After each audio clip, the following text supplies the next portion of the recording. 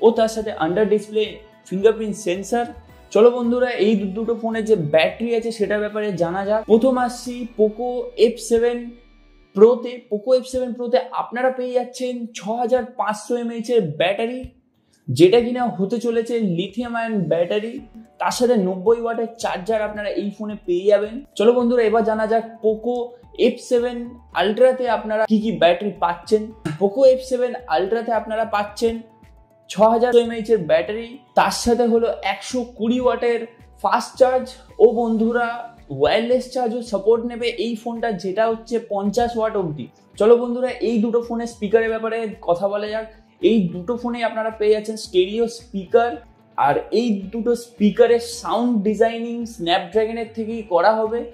এবার বন্ধুরা আসা যাক এই দুটো ফোনের যে প্রসেসর হতে চলেছে। পোকো F7 প্রোতে আপনারা পেয়ে যাচ্ছেন স্ন্যাপড্রাগনের তরফ থেকে 8 Gen 3 প্রসেসর, যেটা কিনা একটা ফ্ল্যাগশিপ লেভেল প্রসেসর। আর বন্ধুরা পোকো F7 আলট্রাতে আপনারা পাচ্ছেন স্ন্যাপড্রাগনের তরফ থেকে আসা ফ্ল্যাগশিপ কিলার প্রসেসর, যেটা হচ্ছে 8 Elite। প্রো লেভেল গেমিং এই দুটো ফোন বার করে দেবে আপনাদেরকে। এবার বন্ধুরা আসা যাক এই দুটো ফোনের যে ডিসপ্লে হতে চলেছে সেটা কি ডিসপ্লে আর কেমন ডিসপ্লে হতে চলেছে। পোকো F7 প্রো আর পোকো F7 আলট্রাতে সেম ডিসপ্লে হতে চলেছে।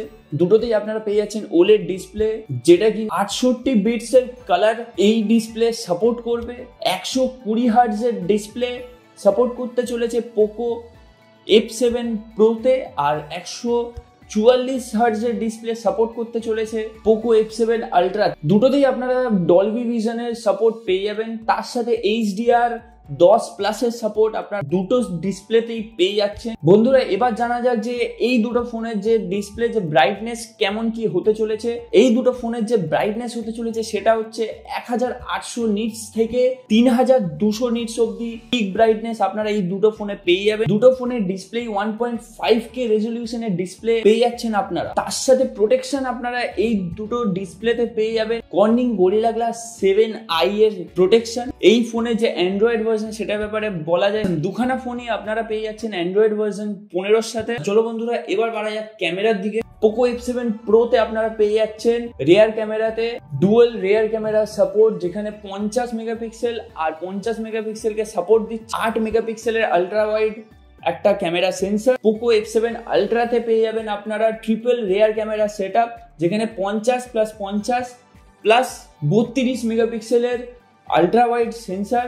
একটা থাকবে হচ্ছে টেলিফটো লেন্স, আরেকটা থাকছে হচ্ছে ওয়াইড লেন্স।